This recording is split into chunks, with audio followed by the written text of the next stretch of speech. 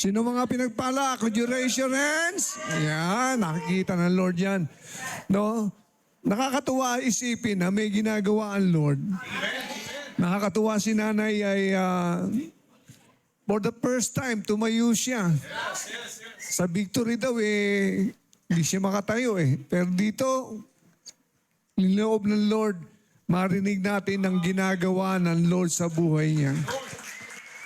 And I hope, kayo rin, sabi mo sa karat mo, ikaw rin, magpatotoo ka. Sino may ginagawa si Lord sa buhay nila? Meron ba? No, pagka meron, dapat pinapasalamat kay Lord. Di ba? Sabi, ano man ang gawin mo sa salita o sa gawa, gawin mo ng buong puso sa Panginoon. Amen. Dapat pasalamatan si Lord? Dapat. No? Hallelujah. Kasi yung buhay natin sapat na yun na ipagpasalamat sa Lord. Na araw-araw nabubuhay ka na malakas, masigla, wala kang sakit, wala kang karamdaman. Praise God! God is good! And all the time. Nakita niyo si Pastor, nakakatayo ba? Praise God! Bagamat merong may struggle sa physical, wala yan. Buhay si Lord, bahala si Lord. Kung tapos na ako, tapos na di ba? Hindi pa. Sabi niya, hindi pa Marami pang pinagagawa Kaya salamat po sa nagpe-pray sa akin. Continue to pray for me at sa aking family. Salamat po. At I'm blessed na mahal niyo pala si Pastor. Ang dami nagmamahal kay Pastor. No? Alam niyo po, hallelujah, talagang nandiyan yung pagpipigil. Pero nandito naman si Lord dahil mas makapangyarihan ng ating Diyos. Amen po ba? Tsaka yung iba, laging inaasahan pa si Pastor Amen ba? Woo! Grabe yung mga word ng Lord sa atin, na sineshare ni Pastor Abel. Mighty move of God. Naku! Umanda na kayo. Sino gusto maranasan ng mighty move of presence ng Lord? Dapat sabihin mo, ako yan. Kaya dapat excited ka. No? Di ba? Sabi nung nakaraan ng mga word ng Lord sa atin, pinatype ko ulit kay Brother Harvey. Sabi ko, itype ko muna, baka madaanan. No? Tingnan natin, ano ba sinabi? Personally. Yan, this 2024, have an expectant heart. Kaya dapat lagi pagka sa church ka, nag-expect ka na may magandang gagawin ng Diyos sa buhay mo. Tama? Kailangan may expectant heart. Be excited, for I will do great things upon your life. Be excited ka. Dahil may dakilang gagawin ng Diyos sa buhay mo. Amen. Narinig niyo si Nanay, pambira, di ba? Ang lakas-lakas. 84. Yes. Yung tuhod niya dati niya, na lagi siya nagpapapray, pinagalingan ng Lord. Amen. Grabe. Ano pa? Expect yan? Expected. Expect ka lagi. Lagi ka may expectation kay Lord. Kasi si Lord ay gagawa dahil ang pangako niya ay para sa iyo. At para sa iyong mga anak. At sa lahat ng nasa malayo, narinig niyo yung patotoo ni Pastor Abel, ni Teacher Kat. Grabe, pinagpala, di ba? Sino gustong ganyang buhay? More. No? More, yes, there is more coming. Kahapon nga, nagsishare ako, sabi ng Lord, increase. Doon sa prayer meeting kaso wala kayo Sabi ko nga, hallelujah, dideclare ako kahapon ng increase is coming. Amen! Sa last days na ito, matindi ang gagawin ng Lord, maniwala kayo. Kaya si Pastor patuloy na tatayo para i-declare sa inyo ang kabutihan ng Diyos. Amen! Ano ba sabi rito? Pasensya na kayo, medyo nag-blurred ko kasi yung vision ko no? Expect massive harvest of souls. Sino po? Thank you. Sino ang bago ngayon? Sino po ngayon ang na-invite? Wala po? Walang bago? Wala? Praise God. Okay, many open doors for my kingdom. Oh, itong week na ito, nakarating pa sila Pastor P sa Minalin, Pampanga para sa mga kamag-anak ni Sister Juanita, nila Brother Joseph. Ano po, na-share yung pamilya at then I believe nangusap ang Panginoon sa kanila at naranasan nila ang Panginoon. Grabe, di ba? Meron pa silang pinuntahan eh. No? Sa Kanaan. No? Nag-share din sila roon at ginamit ng Panginoon. Open doors. Ayun, nangyari na po mga open doors. No? Hallelujah. Kaya kapatid, hallelujah, meron pa tayong bubuksan sa Fairview. Wow. Hallelujah, na nag-aantay rin po isang pamilya, isang compound. Sama niyo po sa prayer. Yes, yes. Mas lalo na yung mga leaders, pahalagaan niyo sila. Pag meron tayong sacrifice, kapatid, may gagawin ng Panginoon. Kailangan willing ka mag-sacrifice. O mas lalo na narinig niyo yung bigayan, napakalaking bagay niya sa Lord. At hindi natin maunahan si Lord, binabalik yan, nanlilig, siksik, umaapaw, sukat, walang kalagyan. Gusto nyo, yung bulsa nyo ay laging may pera, magbigay ka lagi. Kita nyo, si Pastor Abel, inudyo ka ng Lord, magtanim ka, nagtanim. Wala na daw talaga dapat siya nun sa drum, nagbigay siya ng kalahati, imagine. Sacrifice. Meron bang blessing? Yes. Meron. Amen. Huwag tayong magpasilo sa away na udyok ko nga kapag magbibigay ka, tingnan mo, may udyok sa'yo na, huwag mo nang ibigay yan. May paggagastusan ka pa niyan. Pero pag inuudyok ka ni Lord na magbigay, magtanim ka. Ang susi ng pagpapala. Amen! Alam niyo, sa church natin, ang dami ng pinagpala ng Lord Yung mga kotse, kaya lang nalulungkot ako sa iba dahil medyo malayo, hindi ko babanggitin ang pangalan. Nawawala sa Panginoon. Binigyan ng blessing, bahay, dati. Sabi nga lang una-una, nakitira nga ho eh. Hindi naman tayo nanunumbat, ano po. Dahil nabaon sila sa utang. Tapos ngayon, ang laki na ng bahay dyan sa subdivision sa norte. Tapos binigyan ng sasakyan. Pero wala sa church. Pag pinagpala kayo ni Lord, huwag kayong mawawala sa church. Nakakatuwa sila Teacher Kat, di ba? Kahit nando sila sa medyo malayo ay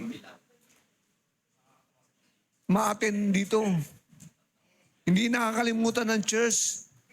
Dahil ang church natin ang ginamit para sila ipagpalain. Kaya kung kayo pinagpapala, maging pagpapala kayo. Amen! Sino gusto mangyari? Magkakotse.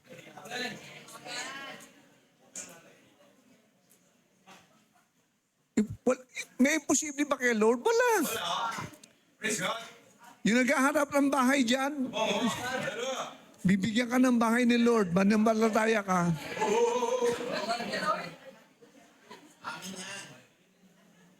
Amen! Dumating yung mga revelations sa atin about sa mga gagawin ng Lord, yung giving. No, actually, naalala ko sa mga note ko 2011. Yes. Nasa kabilang church tayo. Tuloy-tuloy na po ang sinasabi sa akin ng Panginoon. Kaya maraming pinagpala, dati, wala tayo, doon sa grabe. Nagkakotse yung maraming kapatid, wala na maparadaan. Ang kailangan ngayon natin, mas malaking building.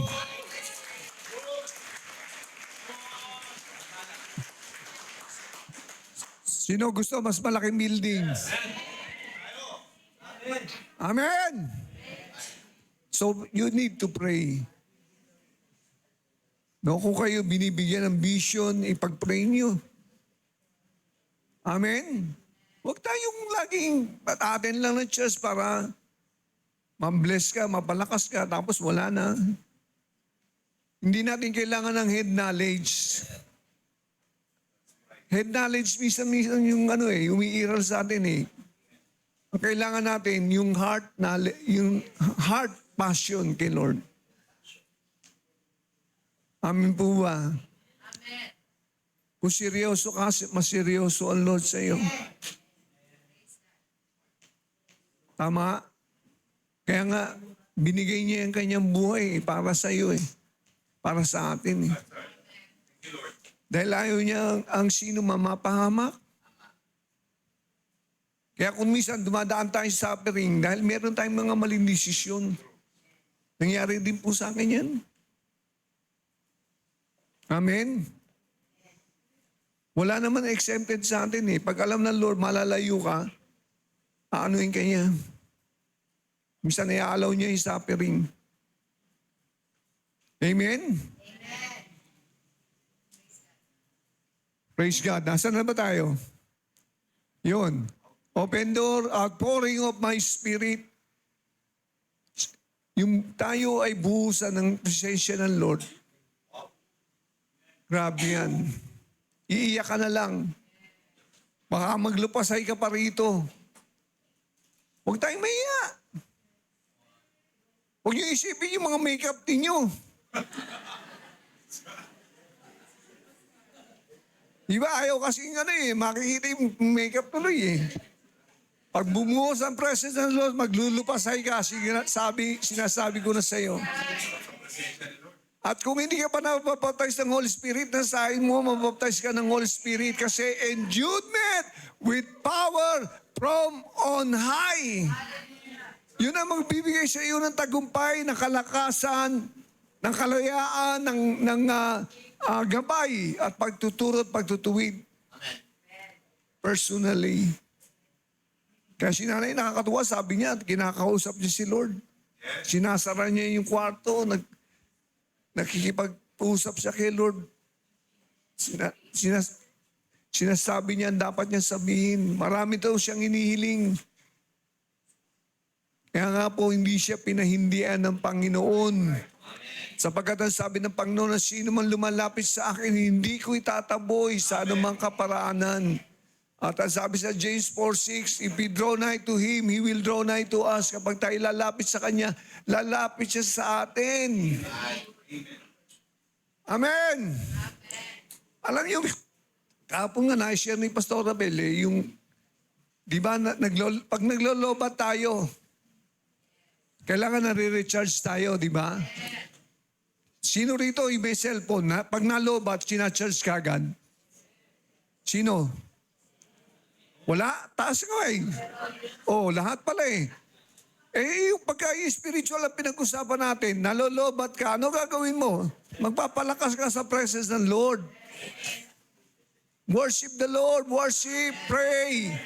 Lapit ka sa Kanya, Lord. Tapasahin mo yung salita Niya. Minsan pagka-ayaw natin, yun ang problema. Mahirap manlobat. Naglobat ka, nawawala yung alab eh. Di ba? Parang yung apoy, pagka pinagsama-sama, lakas. Pero pagka yung baga, nawawala, di ba? Tama? No, dapat alam nyo, meron tayong tungkulin. Amen! Praise God! So, great move of the Holy Spirit. Wow! No? Noon pa lang sinasabi na sa akin ni Lord yan. There will come a great move of His presence. Kung tayo ay bubuhusan ng Lord, grabe. Desire ng puso natin yan. Oh, sabi riyan, healing and breakthrough, showers of blessing upon your life. Sino nakatanggap ng kagalingan dito sa church? O, patatuon nyo. Totoo naman kayo. Sabi ni nanay, di ba? Mandinig naman namin, alam nyo, napapalakas kami pagka ganun. Amen. Na-encourage kami na mag-share at kaya nung isang araw, pinaalala sa akin ng Lord, huwag mong kalilimut. Neglect not the gift that is within you sa akin. Yung anointing, yung healing. Huwag ko raw pababayaan yun. Amen? So, showers of blessing upon your life. Be with me and I will be with you. Do not be afraid, for I am with you. I will never leave you nor forsake you. I am the Lord who changed not. Kaya kapatid, sa oras na ito, let's pray. Dakilang Diyos sa mambanal, kami nagpapakumbaba sa iyong harapan, Lord. Alam po namin marami kami naging pagkukulang o pagkakamali, kasalanan man, Lord, na patuloy na ginagawa, ngunit ikaw ay laging tapat sa amin, no Diyos. Na handang magpatawad, Ama. Lord, pangunahan mo ang bawat isa. Sa oras na ito, let your presence move upon their life. Let your anointing, Lord, ay maranasan, Panginoon, sa aming kalagitnaan. For you came that we might have life and have it to the full, O God. Lord, mapatunayan ang salita mo totoo. Ikaw ang nagpahayag dito sa amin, Panginoon, and we are expecting, Lord, that there will be a great move of your holy presence, of your spirit, O God. You will touch more people, O God. Lord, show them your power, O God, is unchangeable, Lord. Hindi ka nagbabago, O God. Kung ano man ang kanilang hinihiling, ay mangyari, Panginoon, ayon sa iyong kalooban. Pawiin mo, Panginoon, ang takot. Pawiin mo, Lord, ang mga alalahanin. Pawiin mo, Lord, ang pag-aalinlangan, Panginoon. Amen. Sapagkat ikaw ay, ang salita ay makapangyarihan, O Diyos. Ama, bless your people sa umagang ito. Hallelujah. Let them be strengthened, Lord, by the power of your Holy Spirit. And we ask for more of your grace and mercy. Yes. Upon each and every one of us. Tumatayo kami not upon our own righteousness, but of your own righteousness and holiness upon us. Lord, we can do nothing apart from you. Yes. For apart from you, we can do nothing, O God. Gaya na sabi mo, it's not by might, nor by power, but thy spirit, O God. Lord, we thank you. Hallelujah. Sapagat bukas ang pintuan ng langit, Panginoon, upang ibuhos sa amin ang mga pagpapalang nararapat sa buhay ng bawat isa. Salamat, Panginoon, di ka nagbabago. You are the same God of yesterday, today, and forever. And we bless you, Lord. We thank you, Lord. We acknowledge your goodness and your faithfulness to us, Lord. For you never changed, O Lord. And we declare your goodness, O God. Salamat, Lord. Ikaw ang mapuri, madakila, malulhati, ngayon at magpakailanman. In Jesus' name, in this week, everybody say, Amen. Amen. Palakpakan natin the best, si Lord. Ang ating it's about yung gospel, di ba po? Dahil ano ba yung pinakatema natin? The power of evangelism. There is power in evangelism. Kaya nga sabi nga po, yung gospel, yung dala-dala mong mabuting balita ay buhay. Sino alam buhay yun? Kaya sabi ni Pablo rito, tingnan natin, 1 Corinthians 9:16 to 23. For if I preach the gospel, I have nothing to boast. Kung pinangangaral ko man ang ebanghelyo, wala akong maipagmamalaki. Bakit? Sabi niya, for necessity, kinakailangan daw ilinagay sa kanya, upon me, yes, woo! Sa aba ko. Alam niyo ba sabihin, sa aba ko? Parang nakakahiya pag hindi ko preach ang gospel. Parang, isaltang woo kasi, no? Parang talagang Hindi ka karapat dapat pagka hindi mo pinangaral ang Ebanghelyo. Who is me if I do not preach the gospel? Okay, 17. For if I do this willingly. Yan, kaya pangangaral, hindi sa pilitan yan eh. Kung ginagawa ko ito ng buong puso, I have sino alam, re-rewardan siya ng Lord. Oh, but if against my will, ayaw ng kalooban ko. No? I have been entrusted with the stewardship. Alam niyo ba? No? Nung tayo na born again, no? Ay naging bahagi na tayo ng kaharian. Hello, mga born again. Kingdom of God ka na. Wala ka na sa kingdom of darkness, you are in the kingdom of God. No, transform ka. Kaya meron kang stewardship. Ano ba yung stewardship? May iniatang sa iyo ang Panginoon. Di ba pagdating ng Panginoon magsusulit eh. Yung binigyan ng 5, Lord! Yung 5 mo, nag-gain pa ng 5. Yung 2, nag-gain pa ng 2, Lord. Ang ganda ng report nila kasi may ginawa sila. Yung isa, tinago. Hindi natuwa ang Lord. Alam niyo kaya sabi ni Pablo, woe unto me if I will not preach the gospel. Kasi alam niya, may inaatang sa kanya eh. At marami sa atin dito, ganyan ang kaisipan eh. Hindi ka naman, ang isip mo yata, hindi ka lingkod. Sad to say, tagal na nating Kristiyano, tapos hindi natin malang maikwento, masabi ang ginawa ng Panginoon. Kaya si nanay nakakatuwa, di ba? Tumatayo siya at praise God, sabi ko. Di ba na-bless kayo nung marinig niyo ang patotoo niya?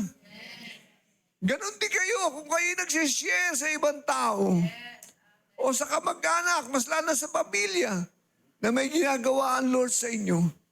Di ba nakakatuwa? Amen. Death and life is in the power of kung ano yung pinalabas sa bibig mo. Kaya sabi niya rito, I have been entrusted with stewardship. Ito maganda kay Pablo, no? Yung inano niya eh. Kasi yung buhay niya nakatalaga sa Panginoon. Kung paano siya, sumunod, sabi ron, 18. What is my reward then that when I preach the gospel, I may present the gospel of Christ without charge, walang bayad? Diba? May mga nausong nagpipreach sa gospel, ng ebanghelyo sa bus, tapos magbibigay ng sobre. That is not the gospel. Sa palengke, di ba? Ayoko na sabihin yung grupo na yon. Nagpipreach, tapos manghihingi. Tama ba yun? Sabi ng Lord, freely you have received, freely give. Kaya minsan, tinanong ko yung bakit doon kayo nanghihingi? Ba, sinagot sa akin, kung mahal mo, Panginoon, magbibigay ka. Naku po.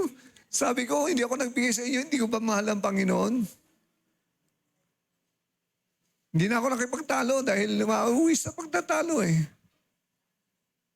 Tapos sa bus naman sinabi, magsisi po tayo, tapos ganun. Sabi ko, ikaw magsisi. Lumapit sa akin. Muntik na, nagagalit na rin dahil sinagot ko ikaw magsisi. Kasi nangihingi. Amen ba? Buti wala na yata ngayon yun, meron pa ba? Hindi na ako kasi sa atin, I may present the gospel without charge that I may not abuse my authority in the gospel. Sa church tayo nagbibigay dahil ito talaga ang mandate ng Lord. Kung tinawag ka sa church, you are part of this family, you are part of this body of Christ, dito ka ngayon magiging blessing. Tama? Okay? Kaya nga, parang hindi ma-abuse eh. Kasi nakakasira yun. Buti yung ating street evangelism, namimigay ng tracts, libre, namimigay pa nga sila ng ibang items eh. Para lang maniwala ang tao ka ating Panginoon. Ito ang ginawa ni Pablo, sabi niya, 19, "But though I am free from all men, I have made myself a servant to all." Lahat ang pinaglingkuran ni Pablo, sabi niya, "that I may win the more." Yun, dapat willing ka magpagamit. Willing ba kayo? No? Magpagamit ka. Sabi mo nga sa kapatid mo, paggamit na kapatid.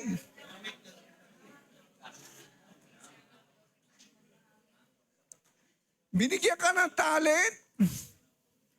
Binigyan ka ng wisdom, knowledge ng Lord. Para sa kingdom yun.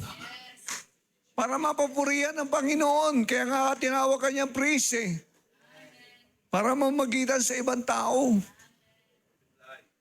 Sinaintindihan yun, hindi tagapakinig ka lang sa church. Okay? Kung gusto mo maging servant, sabi niya, kailangan gawin mo yan. Next. To the Jews, I became as a Jew. Oh, pati yung culture, yung sa Hudyo, ako'y naging Hudyo. Nakisama siya.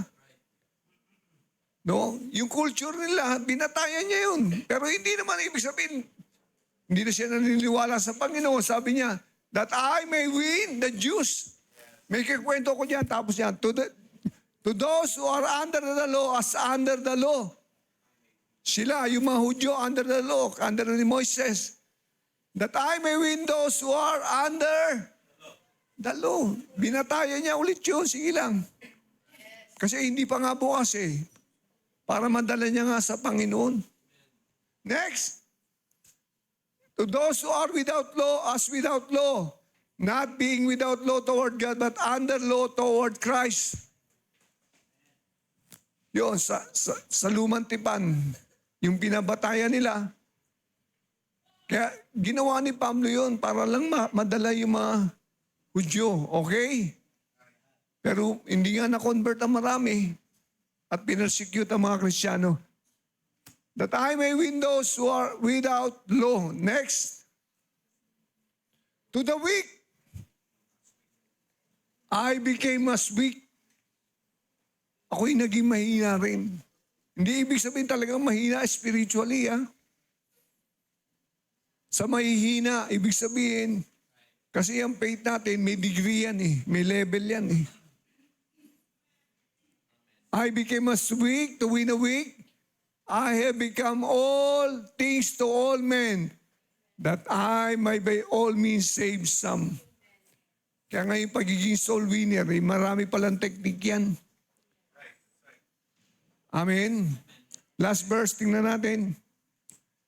Now I do this for the gospel's sake, that I may be partake of it with you, para makaisa ko kayo. Alam niyo, may isang istorya. Sa church, may panawagan ng evangelism dahil merong parang open, I don't know kung sa Europe yun na merong isang bansa na wala pang mga Christian. No? Nag-challenge yung lingkod ng Panginoon kung sino gusto humayo, mag-evangelize, maging missionary. Ang dami raw tumayo. Ang dami nag-response. Gusto nila mag-mission. Pero okay, lilinaw na para maging para malaman kung sino talaga may puso. Nung pinaliwanag nung minister na yung pupuntahan natin lugar ay karamihan ng mga tao ron, yung mga negro po, ay sila yung mga alipin ng mga puti. No? Di ba dyan sa Europe, ganyan slavery. Sa US, di ba? Nung una. No? Then, yung iba, nag-back out na. Dahil slave daw yung kanilang papangaralan. Para ma-settle, pumili po yung board nila kung sino talaga dapat mag-mission. At may napiling dalawa.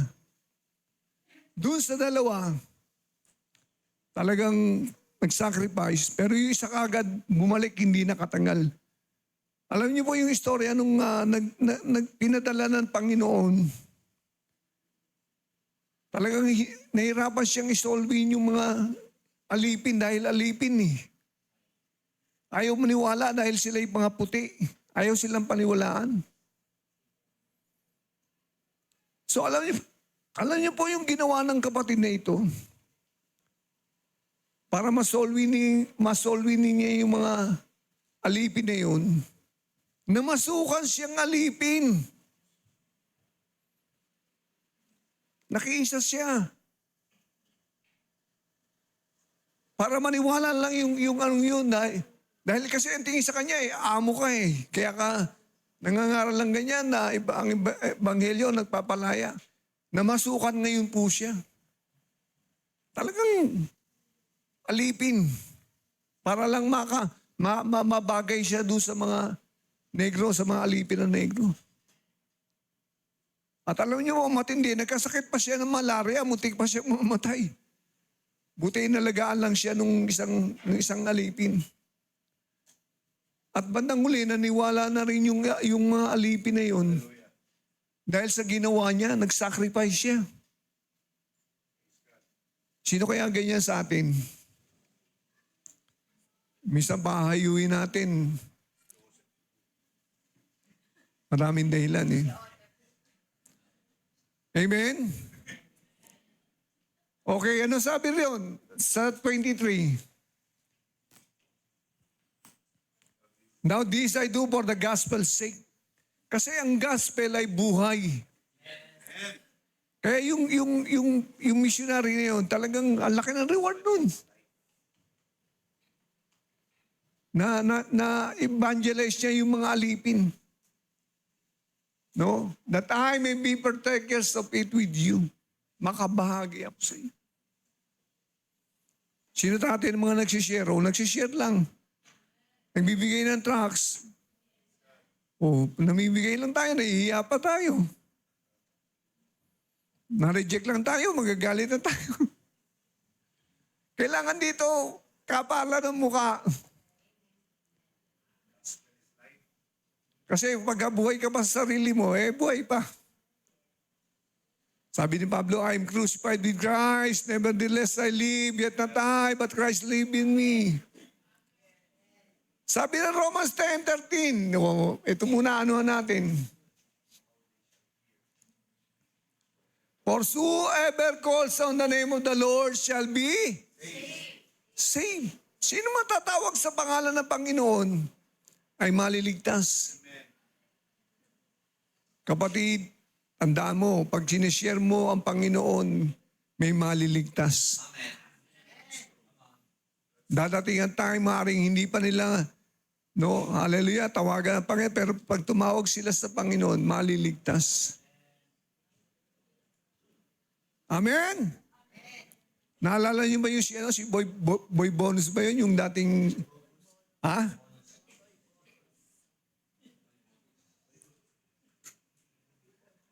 Yung dating gang member, ano bang? Si Boy Bonus nga, di ba? Yung nag-guest natin no anniversary yun, ang tindi na pa to, yung gang member na nang-hold up sila nun. Tindi na pa to at muntik na nabaril siya nung mamatay na siya dahil naalala niya tumawag sa Lord, naligtas pa siya. Hindi ko na po maikukwento sa inyo, okay? Hallelujah. 14. How then they shall call on Him in whom they have not believed? Paano siya tatawagan kung walang nangangaral? How shall they believe in Him whom they have not heard? Walang nagpapahayag. And how shall they hear without a preacher?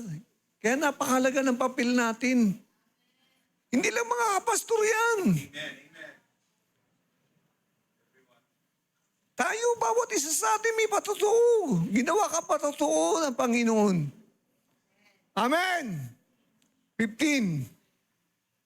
How shall they preach unless they are sent? Sinusugo.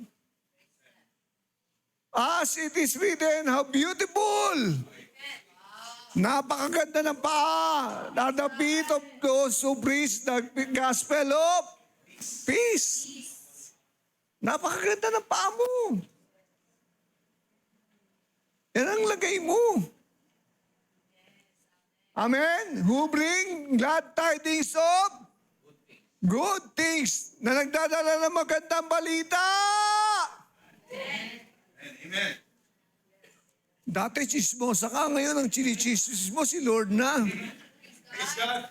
Di ba? Magandang balita yon. Tama? Kasi pag chismosa ka, nakakasira pa ng mga ano yan ng pamumuhay Di ba maraming nagkaaway dyan? Nagkakasakitan yung iba, nagkakaanuhan pa ng matitindi. Iba nagkakademandahan pa. Ngayon, dahil binago ka na ni Kristo, ang dala-dala mo na yung mabuting balita. Si Kristo na pinangangaral mo, magugulat kayo ng tao. Ano ba nangyari dito? Ano ba panakain nito? Amen ba? Amen. Andiyan ba kayo? Yes. O dito, naka-attend kayo dahil may nagdala sa inyo ng mabuting balita. Yes. Tama? Nakarating kayo rito sa lugar ito dahil narinig niyo yung magandang ginagawa pala ni Lord sa church na yan. Amen! 16. But they have not all obeyed the gospel. Yun ang nakalawot. Talagang hindi lahat maniniwala. For Isaiah said, Lord, who has believed our report? Sino naniwala sa aming binalita? No? Alam ni Isaiah dahil na-encounter niya si Lord Di ba? Last verse muna. Balikan natin tapos si Isaiah. So then faith comes by hearing and hearing by yung pananampalataya dumarating. At dumarating. Kasi increase. Pagka nananampalataya, nakakarinig ng mabuting balita, nananampalataya. Tama? So kung tingnan mo, kung maluwik ang faith mo, kung mahina, magbasa ka na magbasa, lalakas ang faith mo. Mag-i-increase ang faith mo. Tataas ang faith mo. Amen! So, said the faith comes by hearing and hearing with the word. Balikan natin yung si Isaiah. Si Isaiah, na-encounter niya si Lord. Ito ang number one kailangan pag tayo sinusugo ng Lord, na-encounter mo si Lord, ma-encounter mo. Magkaroon ka ng close encounter kay Lord. Sa Isaiah 6, verse 4,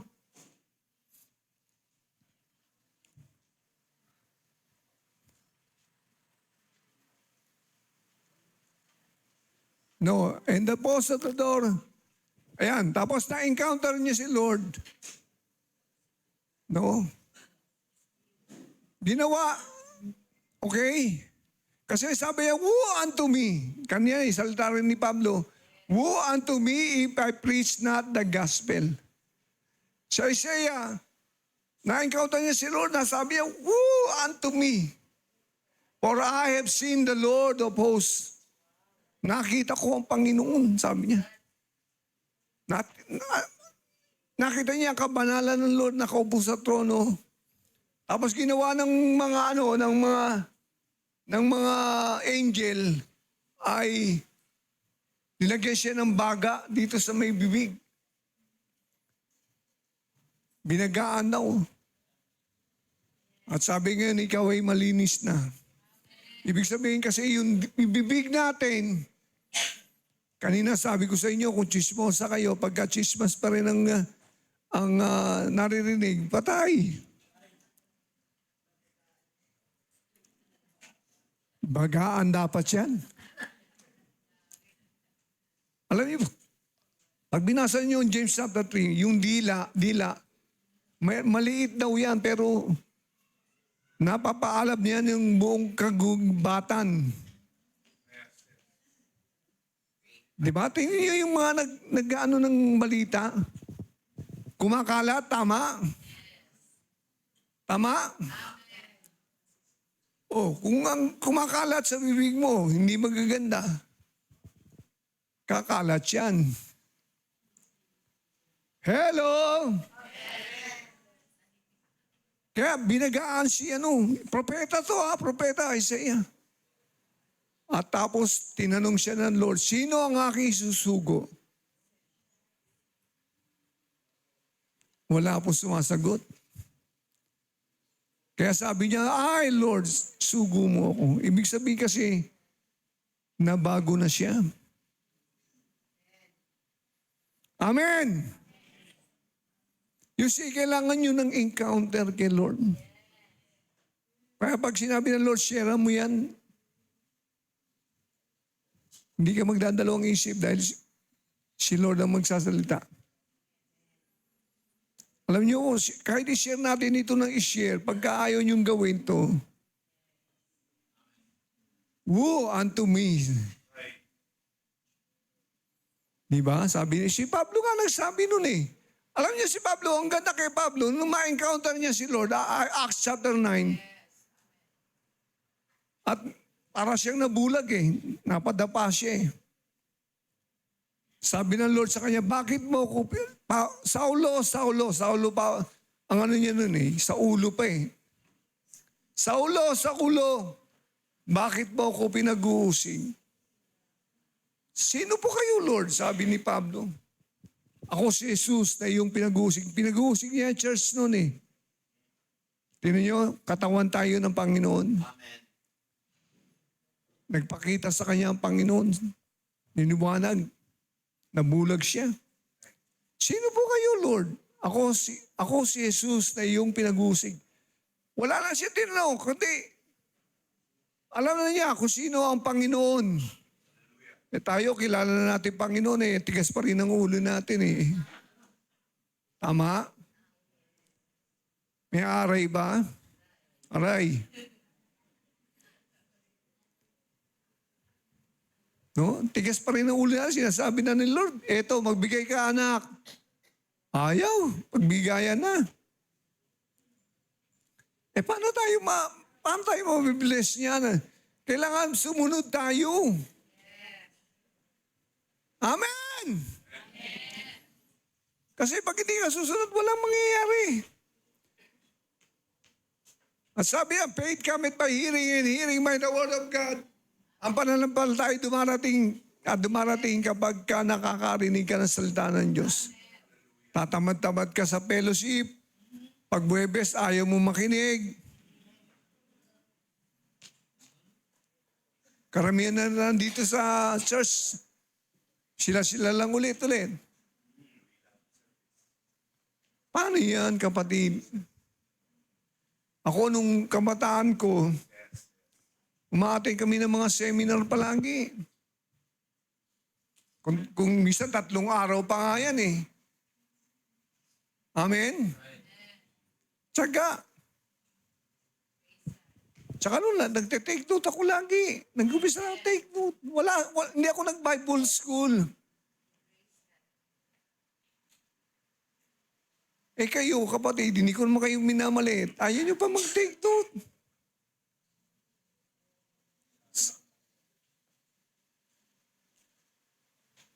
Halos 40 years na po ako sa ministry na Kristiyano. Ang dami ko nang nakitang mga kapatid na nawala. Yung iba'y pinagpala, nawala sa church. Maling desisyon po. Kung nanghihina man tayo, magpatuloy lang tayo, lalakas ka, kapatid. Di ba?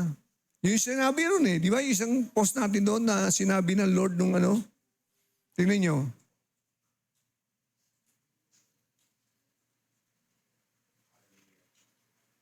Yan, di ba? Nagpisa ko ng press start, press fire, press anointing, and new wine skin.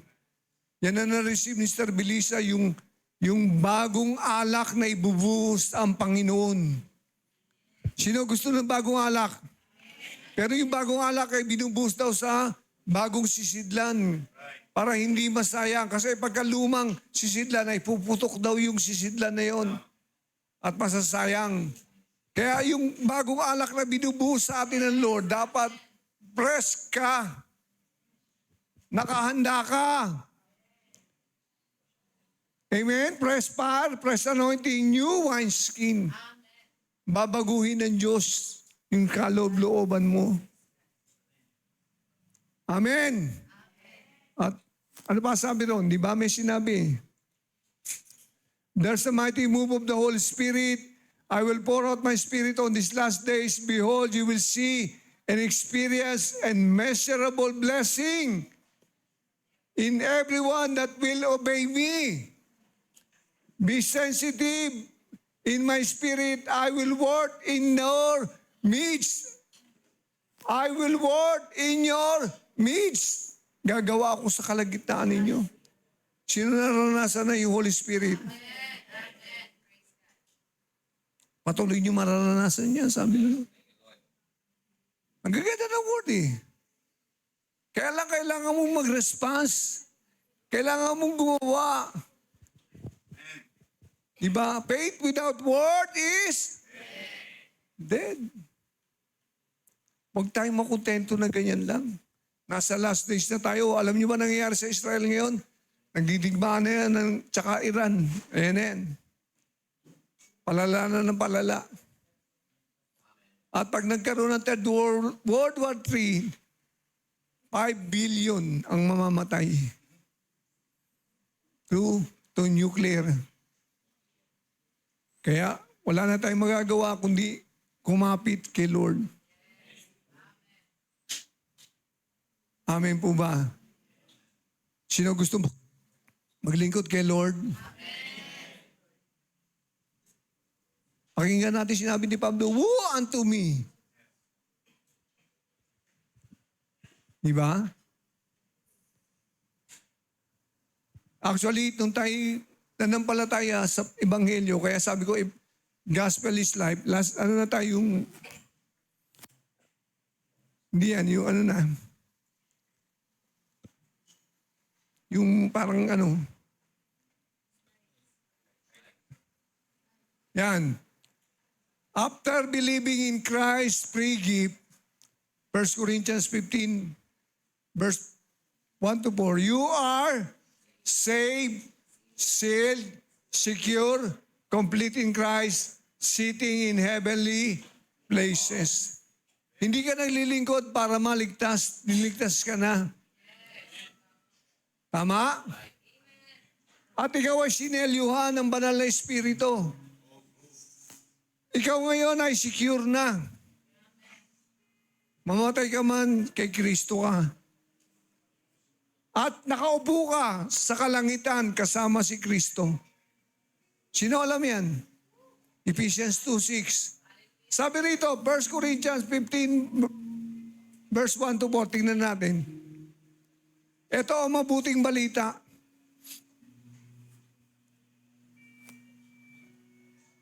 First Corinthians, bro.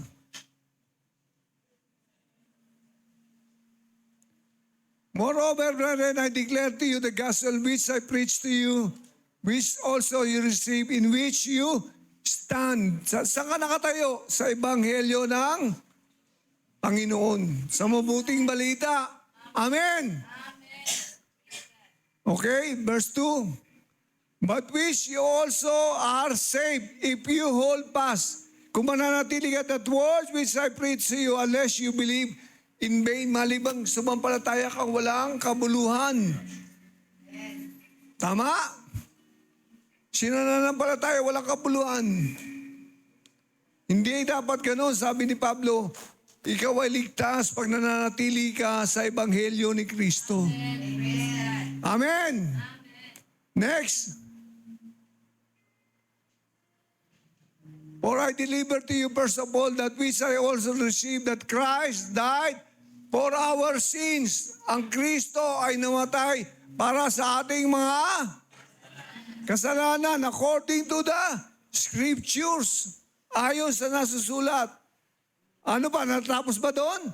And that he was buried, siya inilibing.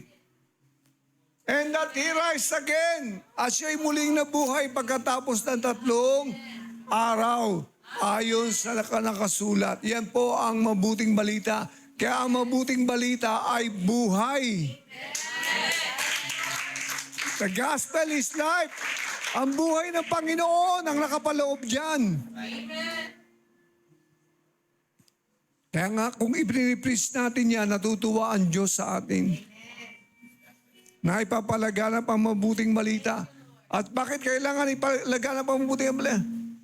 Ang huling palatandaan ng wakas ay yung pangangaral ng mabuting balita. This gospel shall be preached to all the nation, and then shall the end come. Matthew 24:30 na tayo. Last verse. Kaya kapatid,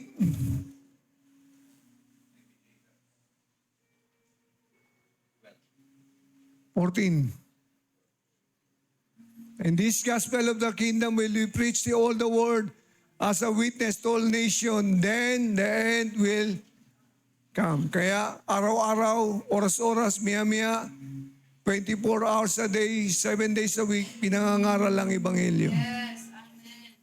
Para marinig ng mga tao. Tama? Woo! Grabe, di ba? Eh kapatid, ikaw ba nagpapagamit? Lingkod ka ba ng Panginoon? No? Baka John 3:16, hindi mo alam eh. Di ba? Paano tayo mangangaral kung ganun lang? Kaya huwag tayong maging heart knowledge. Head knowledge pala, huwag kong maging head knowledge, kundi heart knowledge sa puso natin. So, shall we arise up? Handarabayan dirahan. Handarabahandarahi arabahandarahaya. Yeah, handa.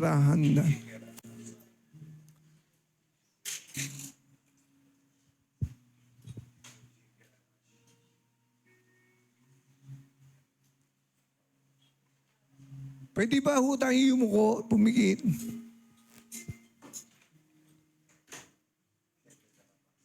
Tayo po narito, kapatid.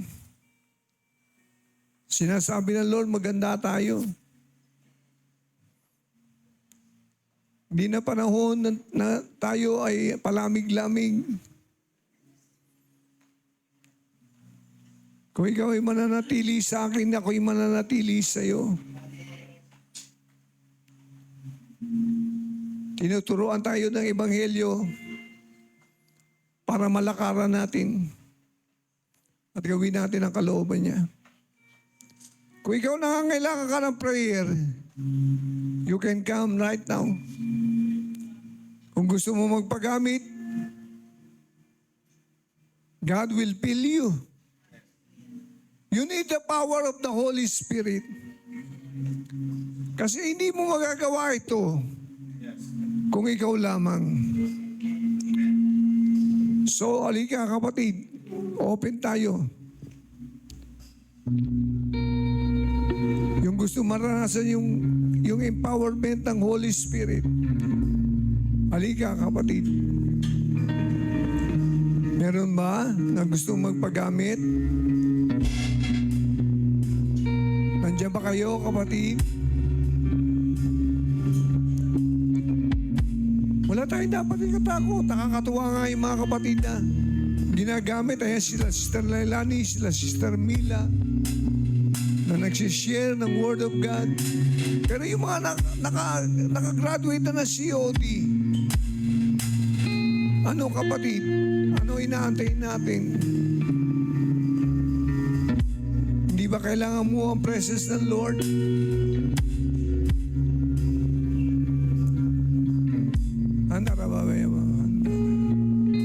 Halika kapatid. We will pray for you.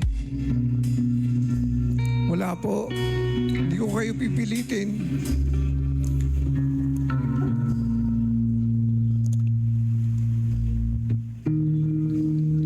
Meron po ba? Wala. Yung pong may sakit, meron ba may sakit dito?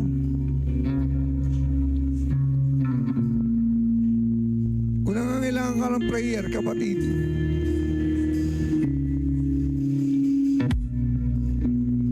wala po may sakit. Praise God po sa buhay nyo.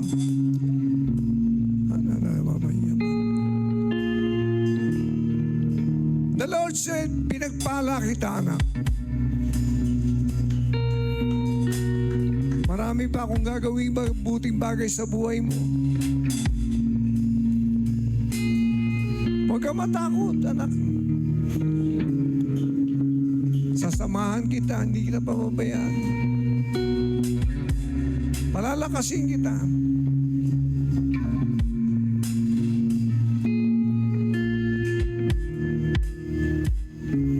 Sige po, taas natin ang kamay natin sa Lord. Ialay natin ang buhay natin sa Lord. Handara babayan nila. Sabi ng Lord sa inyo, bukas ang langit. Halika anak, lumapit ka. Bukas ang langit sa iyo. Tinatawag kita dahil ikaw ay pinili ko para ka maging akin. Hayaan mo ako ang gumawa sa iyo. Hayaan mo ako masunod sa iyo. Magtiwala ka anak. Magtatagumpay ka sa buhay na ito. Ang kalakasan at kapangyarihan ko isa sa iyo. Buksan mo lang ang iyong puso. Yalay mo ang iyong buhay. Salamat, Panginoon. Oh, handarabayan din. Lord, I praise kapatid na ito. Kaya mo maranasan nila ang appreciation at kapangyarihan mo. Ang kalwalatian mo, Panginoon. Let them be blessed by the power of your Holy Spirit. Patawarin mo ang bawat isa sa amin, Panginoon. Linisin mo ang aming mga puso at kaisipan. Patuloy ka maghari, Panginoon, sa buhay ng bawat isa. Alam ko po, Lord, inaalay nila ang kanilang sarili sa iyo. And I pray, pour out your Spirit upon them, Lord. Let them be healed. Let them be filled by the power of your Holy Spirit. Fill! Fill! I release the blessing of God. Yandara baba, sikara, handara, handara. Yandara baba, ira, handara. Yandara baba, yara, handara. Fill, fill, fill. Receive.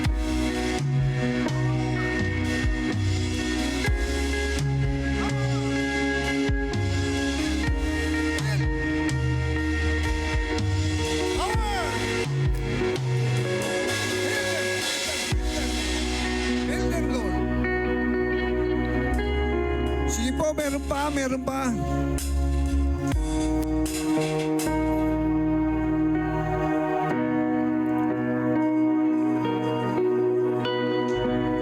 Yan narababayan narahan. Patuloy kayong lumapit sa akin. Huwag mga tubilin lumapit sa akin. Sapagkat ako'y patuloy ninyong mararanasan. Aking presensya at kapangyarihan ay hindi nagbabago. Ganyan ko kayo kamahal, anak. Maniwala kayo sa sinasabi ko. Huwag ang sarili niyo ang masunod kundi ako.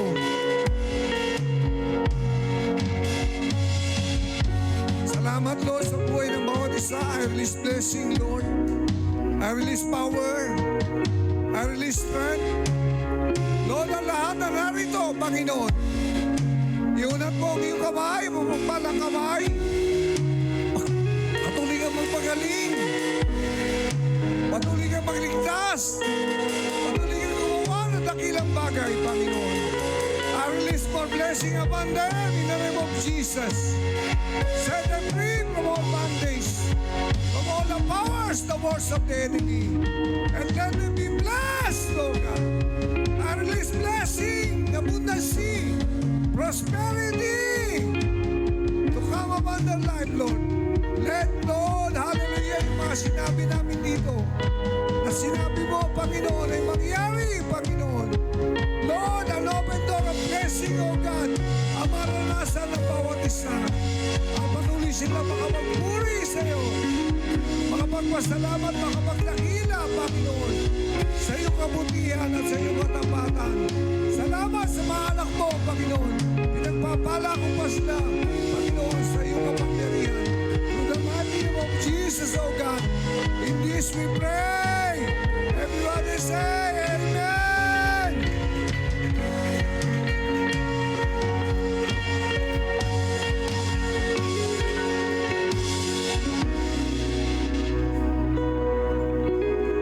Nais ko tawagan po, i-ordain po natin sa administration ministry. No, Sister Baby Aquino, Sister Jaira Roman, Sister Winnie Victoria, Sister Camille Madrinian. No, hallelujah. Bilang mga bagong member ng administration.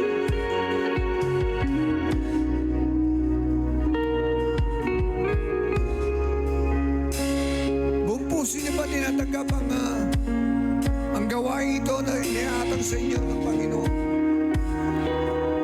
So, mapalad kayo dahil kayo ang tinalaga ng Panginoon sa admin, hallelujah, at kasakapan nyo, hallelujah, katuwang nyo, si Sister Yeng, si Sister Pauline at si Sister, si Chairman JC. Sama-sama kayong tulungan para yung mga gagawin natin sa church ay mas lalo maging maayos. God will impart to you wisdom. God will impart to you knowledge at gifts and talents na kailangan ninyo para sa ministry ito. Mahalaga ang inyong gagampanan, kaya kailangan you need to be close to each other, okay? So, taas natin ang mga kamay natin.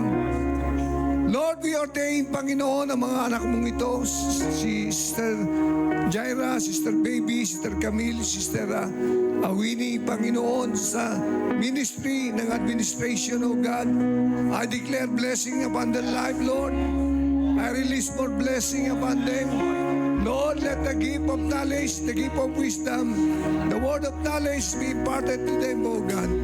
Ikaw ang gumawa sa kanila, sabagat ino-ordain mo sila as part of this church sa administration. Lord, alam ko ba magagampanan nila ito na maayos at buong kalakasan at buong kapangyarihan na nanggagaling sa iyo. Salamat sa buhay nila, Panginoon. At alam ko po, imomotivate mo sila at istirap mo ang kanilang spirit, Panginoon, upang ang gift na ito sa kanila, O Diyos, ay mangyari, O God. We ordain them, O Lord, as part of the administration team, Panginoon, ng Sanctuary of the Most High God. Bless them and fill them, O God, by the power of your Holy Spirit. In the name of Jesus Christ, our Lord. Salamat, Panginoon. Pinupuri ka namin, pinasasalamatan, dinadakila to the mighty name of Jesus Christ, our Lord. Everybody say,